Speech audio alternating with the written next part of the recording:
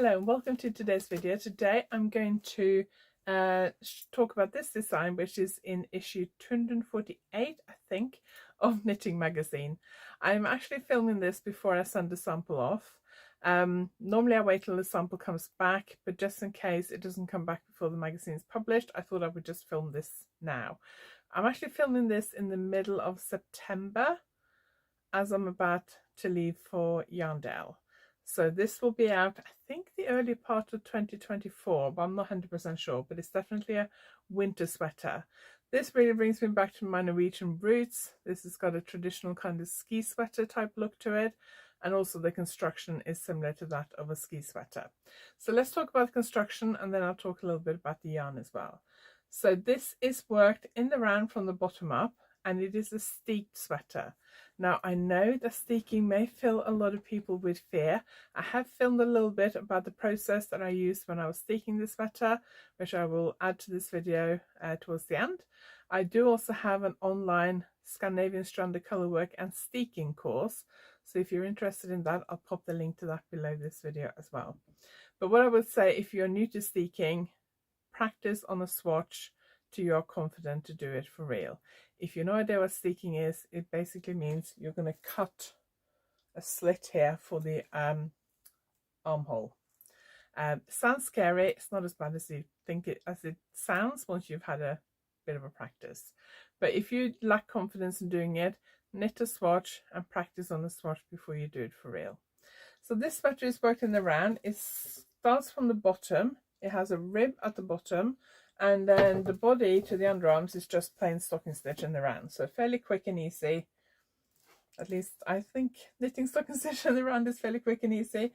And then when you get to the underarm, you add the stitches for the steek. So you add about 5 stitches either side for the steek, and then you knit in the round with the colourwork. And then when you get up to the end of the colourwork, you put stitches on hold for the front neck, then you knit back and forth to create the neck shaping.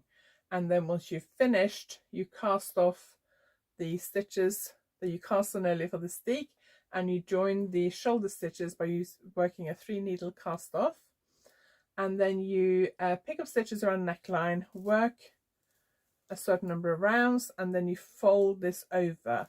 So it's twice as many rounds as you see here, because it is folded over and then stitched down on the inside. If you don't like that, or you don't want the neckline that's that high, you can just knit a few rounds of rib and then cast off, of course. Then you pick up stitches around the armhole, and then the sleeves are worked from the top down, and they finish with the rib as well. So the only colour work is on the yoke to make it nice and easy. I've just realised I have left a what's it called? Stitch marker.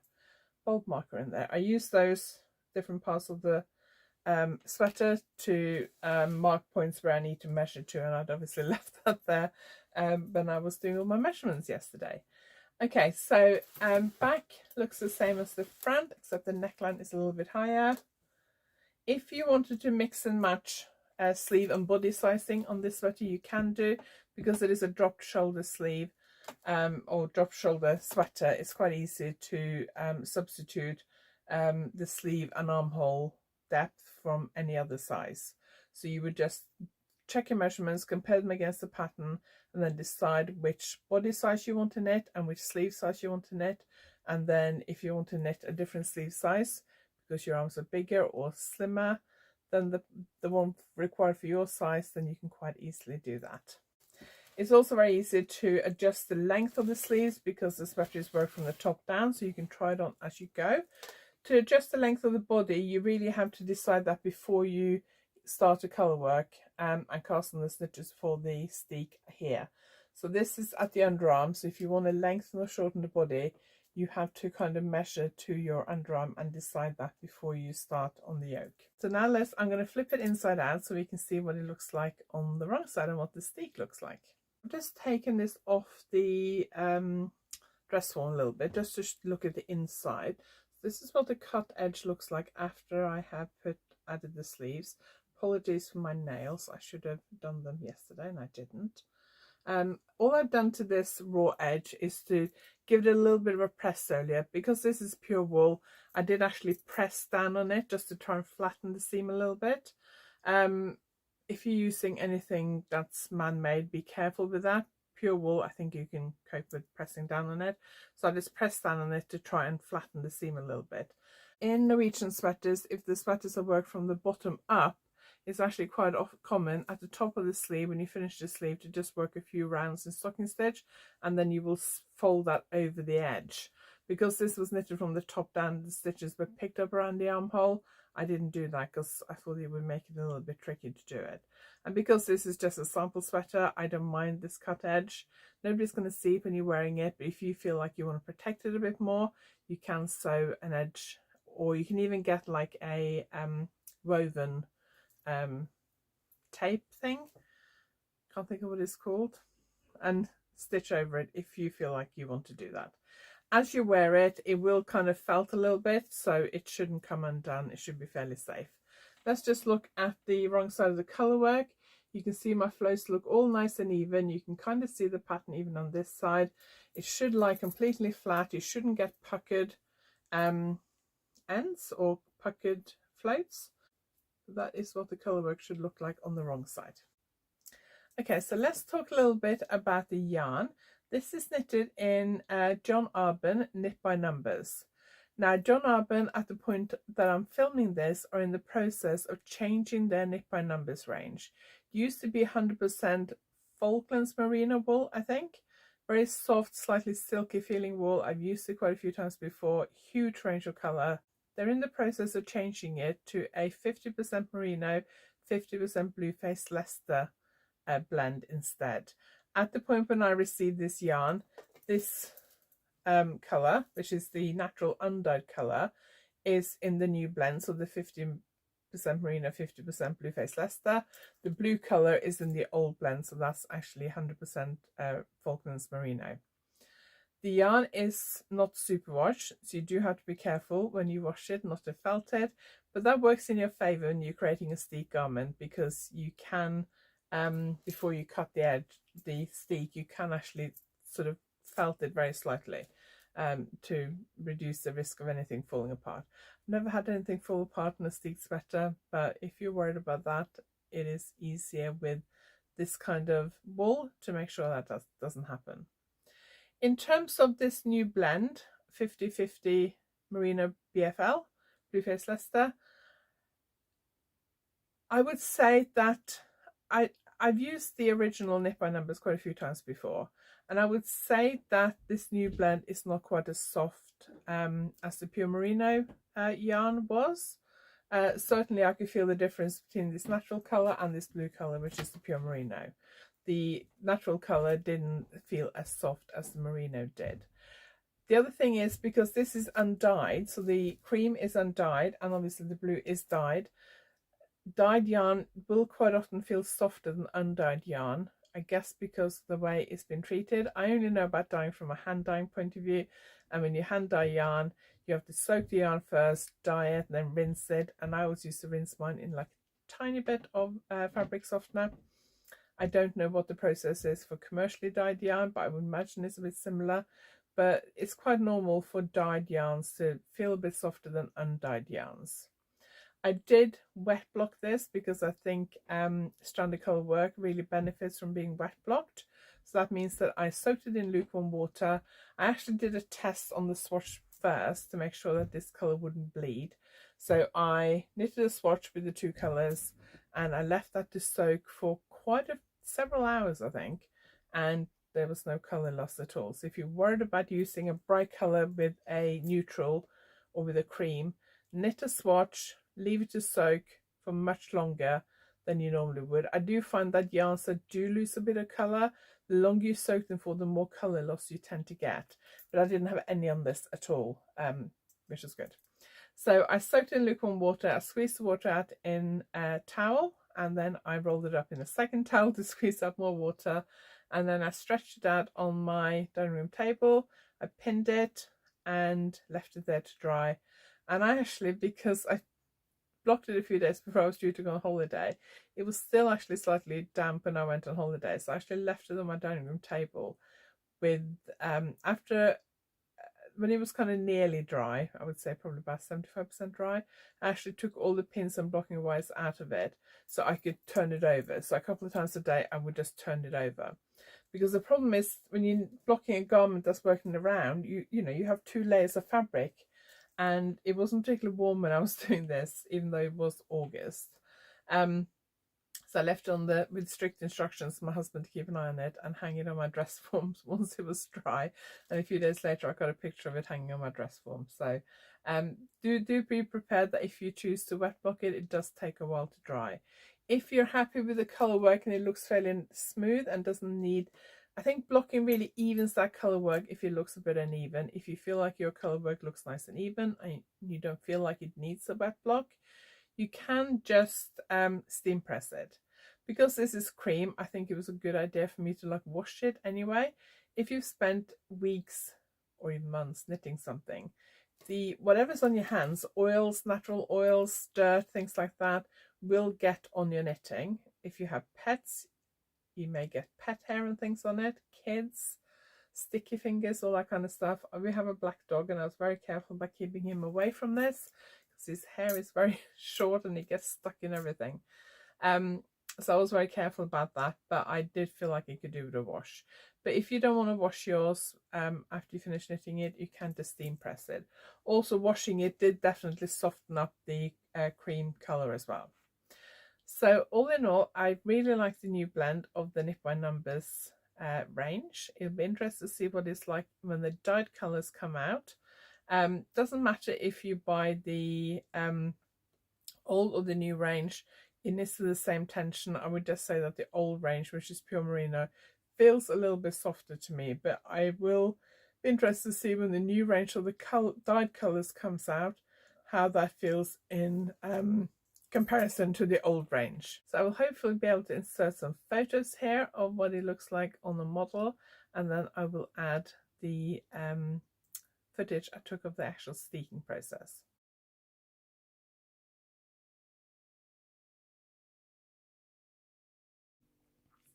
So you can use either the cable cast on or the knitted cast on for this. So let's do the cable cast on first. So for the cable cast on, you go in between the first and the second stitch like that, and then you wrap the yarn around as if you're going to knit. So if you do it English style, just wrap the yarn around as if you're knitting. I'm going to do continental style because I find that easier. Some people put the stitch back on like that, some people twist it around. I don't think it makes a lot of difference, especially not for this because you're only casting on a few stitches. And then you're going to go in between the new first and second stitch, wrap the yarn around, bring up a new stitch and put that on. You do get a bit of a gap where you went in for the first time here. The first stitch after that gap was one of your original stitches, so don't count that. So I've now cast on 2 stitches. If you prefer, you can do the knitted cast on, which means you go into the first stitch. Hang on, let me just make sure my stitch is sitting correctly. There we go. Okay. So you go into the first stitch and you're just going to knit it. I know we're on the purl side, but it doesn't matter. Just go in as if you're going to knit it like normal. So if you knit English style, put your needle in, wrap the yarn around just like you're knitting a normal stitch. Bring the yarn through, and normally you would now take that stitch off your left hand needle, leave it there and put this new stitch on the left hand needle. Again, some people put it on like that, some people twist it. Then go back into the very first stitch, knit up a new stitch, put it in front of the stitch you just went into. So now cast on 2 stitches, 3 stitches, 4 stitches, 5 stitches. So I've now got my 5 stitches that I'm casting on. That was one of my original stitches, 2, 4, 5. So now I can turn back to the right side, and now I carry on knitting in the round. So you will have a little bit of a gap here at the bottom of the steek, which is your underarm. but you need that because later on you're going to cut off the middle of that. So now knit to the other side and do the same thing for the other steek. The last bit I filmed was when I cast on these stitches for the underarm, and then these pinstripe here are the steek, and I've actually done one armhole and knitted the whole sleeve, but I didn't have time to actually film anything. And then I have reinforced one side of this steek, and I'm going to reinforce the other one now. So I've used slip stitch crochet. You can use a sewing machine and sew a seam. That's the way my mum always did it. I have a sewing machine and I can sew, but I'm not that confident in sewing knitted fabric. It's different from sewing woven fabric, like cotton fabric or anything like that, or fabric that's kind of been made for sewing, you know, rather than something that's knitted like this and then machine sewed. But that's the most common way of doing it in Norway. So if you are good with knitting machine, you can absolutely do that. If you haven't done it before, maybe knit a swatch and practice, just to make sure you get the tension right and things like that. But I prefer to do a crochet seam, and that's what I teach in my workshops. So I'm going to use this blue one. First time you do it, I would always practice first, and the first time you do it, it probably is a good idea if you practice with a yarn that's a different color so that you can see what you're doing a bit easier. But I'm going to use this blue, so that is the first seam I did here. Can you see that row? It just looks like some chain crochet really. So when you finish the body, knit back and forth for a bit because we put some stitches on hold and shape the front neck, and you knit back and forth all the way around the back around the front. So you knit everything apart from the front neck, but you knit back and forth for a bit. And then on the final row, you knit across here, you cast off the stitches here for the first steek, then you knit across the back, you put stitches on hold for the back neck, you knit across here, you cast off the stitches here for the second steek, and then you knit across the front, and then you put those stitches on hold. And I did a 3 needle cast off because I like that. I think it looks neat. If you're going to do the machine sewn seam at the edge of the steek, then I would put these stitches on hold, do the machine sewing, and then join the shoulders. You do need to join the shoulders before you pick up stitches for the sleeves. It probably is also easier to do the crochet seam and actually cut this before you join the shoulders, but because I've already done one sleeve, I joined both shoulders before I did this. But if you are doing this, it might be easier to actually do all the reinforcing here and cutting and everything you need to do, and then join the shoulders. You can just put your stitches on hold. These kind of tubing cord things are very, very good because you just slip them onto your knitting needle and slide the stitches on and off. Okay, so let me show you how I'm going to crochet. So I have a full tutorial, or I have full instructions for this in my online Scandinavian stranded colorwork and steeking course. So I'm not going to go into like really in depth. I just want to show you how I do it. So I'm going to go between that blue stitch and that white stitch. So if I show you, I'm going to take one leg from each like that. So one leg from the white, one leg from the blue. So it's one strand of each like that. But I need to follow this all the way down. So I fold it. So it's there. At the bottom here, they're both blue. So it's that one, that one, that one, that one. And then there's a few rows at the bottom here which are white. So you just need to work out where you're going to go and then follow that all the way down to here. Okay, there we are. If you don't know how to crochet, that's fine. You can do this without having to crochet. I'm not going to do like an in-depth crochet tutorial now, but to crochet, you basically, most crocheters will hold the yarn over their left finger. Some people hold it in their right hand. If they're knit right-handed, it's fine. Just find out whether you can hold it that's comfortable for you. First thing I want to do is fasten it over this cast on edge down here. So I'm just going to go in under the cast on edge and take the yarn of the hook and pull it through, and I leave a bit of a tail here. Then I take the yarn of the hook and pull it through again. Fasten it over that cast on edge, and then, so this is the line I'm going to follow. So I'm going to go all the way down here. I'm going to go into the first pair of stitches, and here they're both white. So to put my hook in under both strands, take the yarn of the hook, pull it through, and then I pull the first loop through the second loop. So this is slip stitch crochet. In through the next stitch, you have to make sure you go into every single stitch. If you skip one, it may unravel. One thing I forgot to say, which I have put in the instructions for this, but I didn't actually do it because I was too lazy to get my iron out. What you can do before you start, if you're using yarn like this, which is non-superwash, so this is not superwash yarn, you can actually take your steam iron and go over these stick stitches with your steam iron, press the steam down and rub it a bit so it kind of falls a little bit. It doesn't properly felt, but just a little bit of falling, and that will give it a little bit more strength and make it less likely to unravel. I've just realized I've gone half a stitch too far over to one side here, so I'm just going to go back again to here. Hang on, there we go. And I'm going to go into those two stitches. Hang on. All right, let's start again. So in under there, yarn over through, yarn over through. So that's what I did at the beginning. Pull the tail, pull it tight, and then I want to go, I think this is where I want to go. So that's the first leg, yarn over the hook through, first loop through the second loop. Into the next pair of stitches, yarn over the hook and through, and the first stitch through the second loop. If you are new to, I got the right column now? Yes, there we go. If you're new to crocheting, there we go. When you take the yarn over the hook to pull it through, if you try and pull it through like that with the hook pointing upwards, it's not going to go. So you need to kind of twist it down and through. And try and do this relatively tight. So I am using a 2.5mm hook.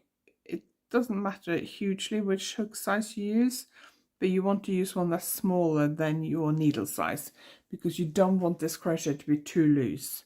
So I tend to use a couple of sizes smaller, 2-3 sizes smaller. It doesn't matter hugely which hook size you use as long as it's a bit smaller. So just use whatever you've got. So I'm just going to carry on like this, in, yarn over, through and through. You can also do double crochet, which is in, yarn over, through, yarn over and through, but you do get a bit more of obvious, a visible seam. So just make sure that you do go into each pair of legs, don't skip one.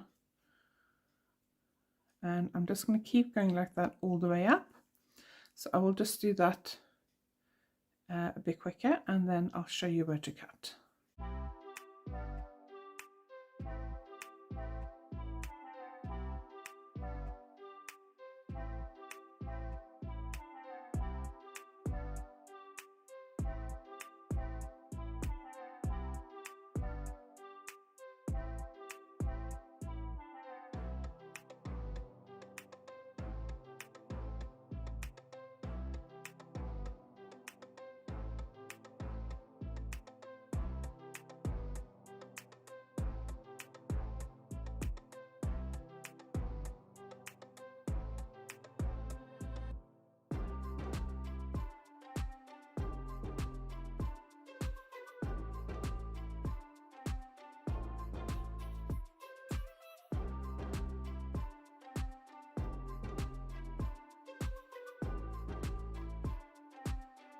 We got all the way to the top. I think I have one more row to do, so do make sure you go right up to the top, to the edge, cast off edge, and then we're going to go in under the cast off row like that, yarn over, pull it through and pull it through the stitch, yarn over and pull it through, just so we fasten it over the edge like we did at the bottom. And then we can cut that and leave an end that's long enough to weave in later, then we can pull that through. Okay, so I've already done the other seam. Now I must admit, when I was cutting the first stick, I thought it would have actually been easier to do this before I join the shoulders because you have a little bit more space. What you have to be careful about is that you only cut down here, you don't cut any of the fabric, and that was a little bit tricky.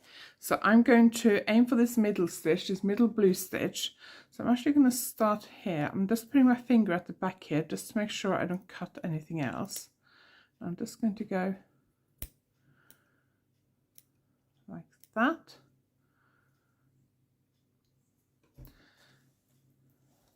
Best to use small sharp scissors. These are embroidery scissors. Careful, just do one stitch at a time. Don't just take like big fabric scissors and go straight up. Just be careful, and do be careful, very, very careful, you don't accidentally cut anything else. That's why I wish I had done all this before I joined the shoulders, because I do think that would have been easier. So I was a little bit nervous when I did the first one to make sure that I didn't cut anything I shouldn't be cutting.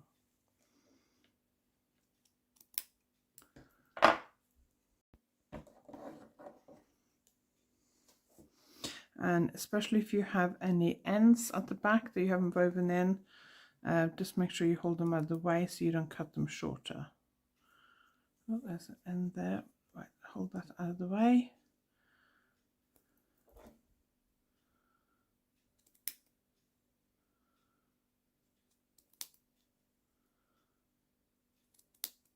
And yes, this is always terrifying, no matter how many times you do it. I don't know, maybe if you do it loads and loads of times, it doesn't become terrifying, but I don't think I'm at that point yet where I've done it so many times that is not terrifying. This is only my second steeked sweater this year, so there you go, all the way down. Yeah, just be careful these ends at the back that you don't cut those, because you don't want those to be any shorter. So now we've cut the edge, the next job is to pick up stitches for the sleeve. Normally start at the underarm, and where you want to aim for is this line here. So if you see this blue stitch here, you're going to go between that blue and the white stitch, and you want to go follow that line all the way down to the bottom, right down to the bottom here. I think we're going to start there. Pull out a tail to weave in later. Go in through the fabric, yarn over, and pull through. You can do hold the needle, hold the yarn English style if you want to. Hang on, let's just go all the way down again. So let's do about there. So I'm actually going down, right down here. There we go, and then we're going into the next stitch. Now you don't want to go into every single stitch. Depending on your tension, the ratio would probably be something like 3 stitches for every 4, but it just depends on your tension, whether you're knitting to the correct tension or not. What you might want to do is measure the armhole depth and mark it off with markers. The easiest thing might be if you put a marker, put 3 markers in, so you divide it into quarters, and then makes it easier to count, and you can just pick up a quarter of the stitches between each of those markers. I haven't done that, and the first time I had to actually go back. So I've done a few. When you get to here, you just have to make sure that you don't go through.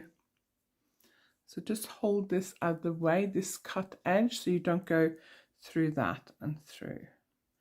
In, yarn over and through, in and through. And you also have to be a bit careful to make sure that you don't, any of these cut edge, you don't accidentally pull them through to the front, because that's very, very easy to do. If you have anywhere where it's a little bit loose, you could go a little bit further in. It looks neater if you pick up from the same kind of column all the way up, but if you need to go half a stitch further in to make it look neater, that's fine. So you just keep picking up like that. Just be careful you don't pull any of these ends through, and make sure they're not kind of like pinned down, so you don't go through like that. You make sure that this edge is still kind of loose. So thank you very much for watching. I hope you enjoyed this video. If you like this video, please give it a thumbs up, and if you haven't subscribed yet, please consider subscribing, and I will see you next time. Thank you for watching.